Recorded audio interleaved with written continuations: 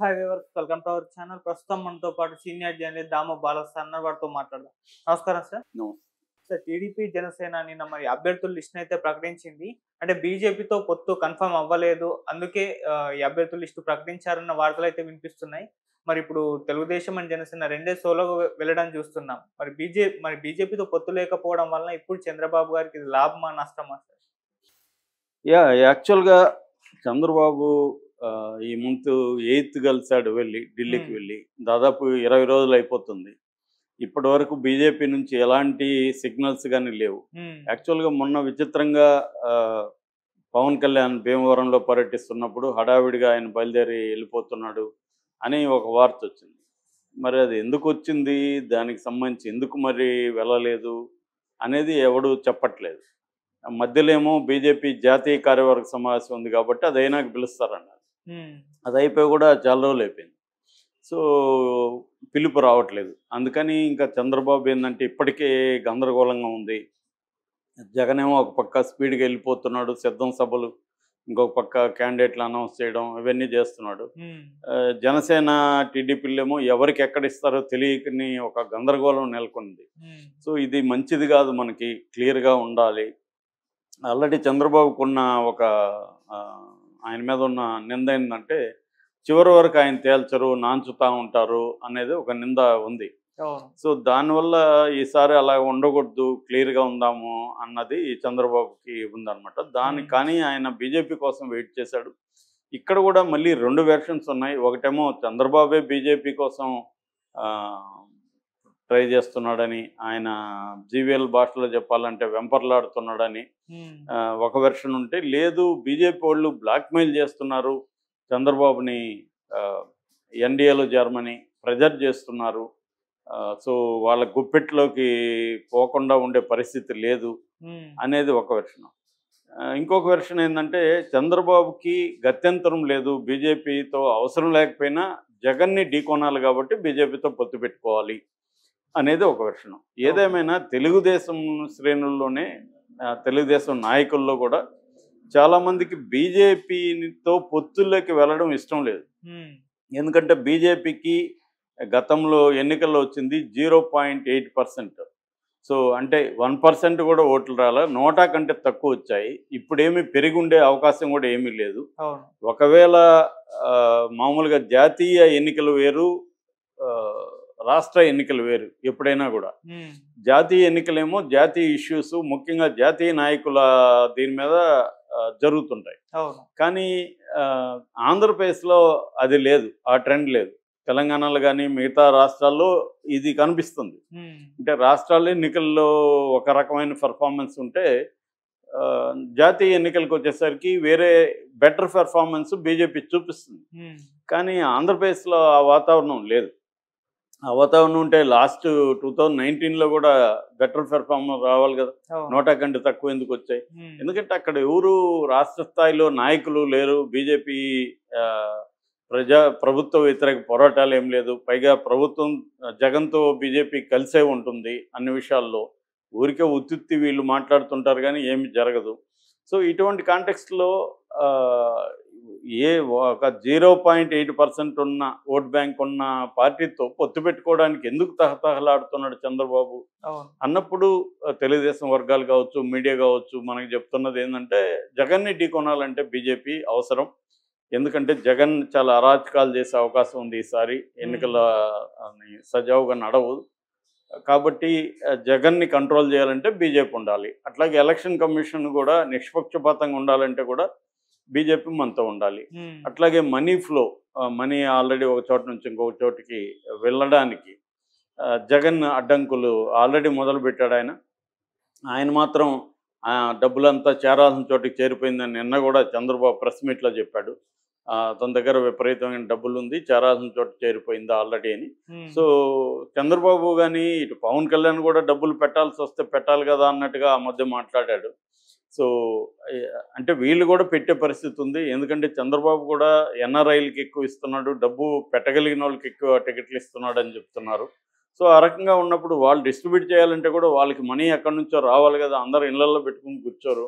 So అవును. వీళ్ళ మీద రేపు పొద్దున ఐటీ దాడులు జరుగుతాయి, ఎలక్షన్ ముందే జరుగుతుంటాయి ఉమ్, ప్రత్యర్థుల మీద. సో రేపొద్దున అలాగే బీజేపీ కానీ మా చంద్రబాబుతో లేకపోతే ఐటీ దాడులు జరగచ్చు, డబ్బుని ఆపేయచ్చు, ఇక్కడ జగను అక్కడ బీజేపీ కలిసి తన మీద చేయొచ్చు. ఇవన్నీ ప్రాబ్లమ్స్ ఉన్నాయి.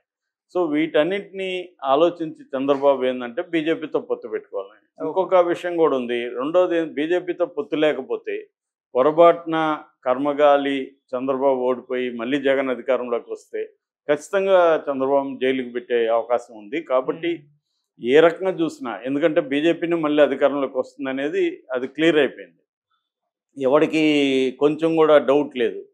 సో ఇటువంటి కాంటెక్స్ట్లో అన్ని వైపుల నుంచి చంద్రబాబు ఆలోచించి బీజేపీతో పొత్తు పెట్టుకుందామని ట్రై చేశాడు. కానీ బీజేపీ ఈసారి ఏంటంటే జగన్ని దూరం చేసుకోవడానికి రెడీగా లేదు. సో జగన్ మొన్న ఈ చంద్రబాబు ఇలా రాగానే జగన్కి అపాయింట్మెంట్ ఇచ్చారుగా వాళ్ళు. వీళ్ళేమంటున్నారు, జగన్ వెళ్ళాడంటే వాళ్ళు అపాయింట్మెంట్ ఇకపోతే ఎలా వెళ్తాడు? అవును. కాబట్టి వాళ్ళు అపాయింట్మెంట్ ఇచ్చారంటేనే ఇంపార్టెన్స్ ఇస్తున్నారు.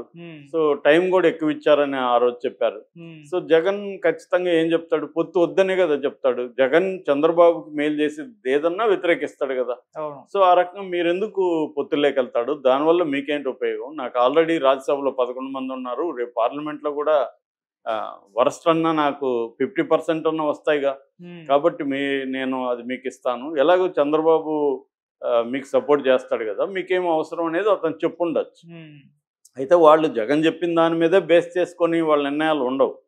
వాళ్ళ పార్టీకి ఏది మంచి చేస్తుంది, ఏది ఉపయోగం, షార్ట్ టర్మ్లో ఏది ఉపయోగం, లాంగ్ టర్మ్లో ఏది ఉపయోగం అనేది వాళ్ళ క్రైటీరియా తప్ప జగన్ చెప్పాడు కాబట్టి వాళ్ళు ఉండదు. కాకపోతే జగన్ ఏంటంటే అస్యూరెన్స్ ఇచ్చుంటాడు, నేను ఇప్పటి వరకు ఎలాగ నమ్మకమైన మిత్రుడిగా మీతో ఉంటున్నాను, నెక్స్ట్ కూడా అంతకంటే ఎక్కువే ఉంటాను నేను అనేది అస్యూరెన్స్ ఖచ్చితంగా ఇచ్చుండొచ్చు. కాబట్టి మీరు నాతోనే ఉండండి అని చెప్పడంలో తప్పులేదు కదా. జగన్ వైపు నుంచి చూసుకున్నప్పుడు జగన్ ఖచ్చితంగా చెప్తాడు, ఎవరైనా చెప్తారు. అది వాళ్ళు కన్సిడర్ చేసుకొని ఉండొచ్చు. బేరీ చేసుకొని వాళ్ళు జగన్తో ఉండడం మంచిదా, లేకపోతే ఎన్డీఏలోకి చంద్రబాబుని తీసుకోవడం మంచిదా అనేది ఆలోచించుకోవచ్చు. ఎందుకంటే పవన్ కళ్యాణ్ చంద్రబాబుతో ఉన్నా కూడా బీజేపీతో ఏమి తెగతెంపులు చేసుకోడు పవన్ కళ్యాణ్. సో పవన్ కళ్యాణ్ వాళ్ళ వైపు ఉన్నాడు, జగన్ వాళ్ళ వైపు ఉన్నాడు, చంద్రబాబు కూడా వాళ్ళ వైపే ఉంటాడు. కాబట్టి వాళ్ళకి పోయేదేముంది ఇక్కడ పొత్తు పెట్టుకోకపోతే? పొత్తు పెట్టుకుంటే వాళ్ళకి వచ్చేది ఒకే ఒక ప్రయోజనం ఏంటంటే ఎన్డీఏలో చంద్రబాబు చేరితే ఎన్డీఏ బలోపేతం అవుతుంది. అది కూడా ఆ మధ్య కూడా అమిత్ షాని ద వీక్ పత్రిక ఇంటర్వ్యూ చేసినప్పుడు వాళ్ళు ఇది అడిగారు, మీరు సౌత్లో బలహీనంగా ఉన్నారు కదా, మీరు మరి రేపొద్దున టీడీపీ వస్తే కలుస్తారా, అట్లాగే మీ పాత మిత్రులు అకాలీదళ్ లాంటి పార్టీలు మళ్ళీ వస్తే తీసుకుంటారంటే వీఆర్ ఓపెన్, మేము ఆ పాజిబిలిటీ ఉందని ఆయన చెప్పారు.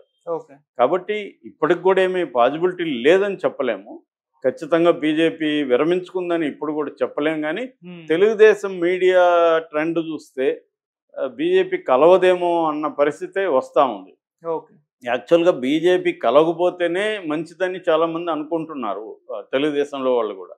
కాకపోతే చంద్రబాబుకు ఉన్న ఇందాక చెప్పిన భయాలు ఏవైతే ఉన్నాయో, జగన్ని డీల్ చేయడం అనే మేజర్ భయం, అది కూడా వాస్తవమే. చంద్రబాబు ఆలోచిస్తుండేది ప్రాక్టికల్గా ఉంది, ఎందుకంటే ఆయనకు విశేషమైన అనుభవం ఉంది, అనేక ఎన్నికలు ఆయన చూశాడు. కాబట్టి ఆయనకి క్లారిటీ ఉంది, అంటే మనం జగన్ని ఢీ కొనాలంటే మనకి బీజేపీ అండుండాలి, కేంద్రం అండుండాలి అనేది ఆయన కరెక్ట్గానే ఆలోచిస్తున్నాడు. పవన్ కళ్యాణ్ కూడా దానికి తగినట్టు ఇది చేస్తున్నాడు. పవన్ కళ్యాణ్ ఆ మధ్య కూడా నేను బీజేపీని ఒప్పించడానికి ఎన్ని బాధలు పడ్డానో, చేవాట్లు తిన్నాను, ఎన్ని బాధలు పడ్డానో మీకు తెలీదు అన్నట్టుగా మాట్లాడాడు. అంటే ఒప్పించానన్నట్టుగా మాట్లాడాడు, కానీ మరి ఇప్పటివరకు పిలవలేదు.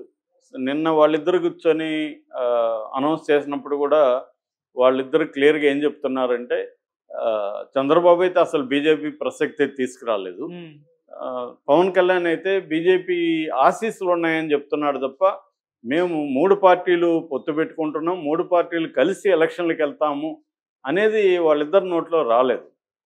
అట్లాగే ఈరోజు కొత్త పలుకులో రాధాకృష్ణ జగన్ని తిట్టడానికి ఎప్పట్లాగే ఎక్కువ భాగం కేటాయించినప్పటికీ చివరిలో బీజేపీ తెలంగాణలో బీజేపీ ఎలాంటి ప్లాన్ చేస్తుంది, ఆంధ్రప్రదేశ్లో ఎలాంటి ప్లాన్ చేస్తుంది అనేది రాశారండి.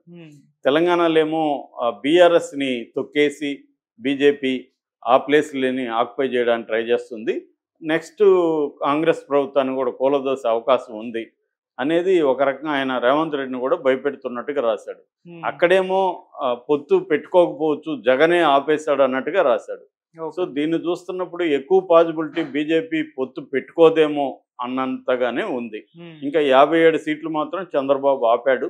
ఆ 57 సీట్లలో బీజేపీకి ఇవ్వాలి.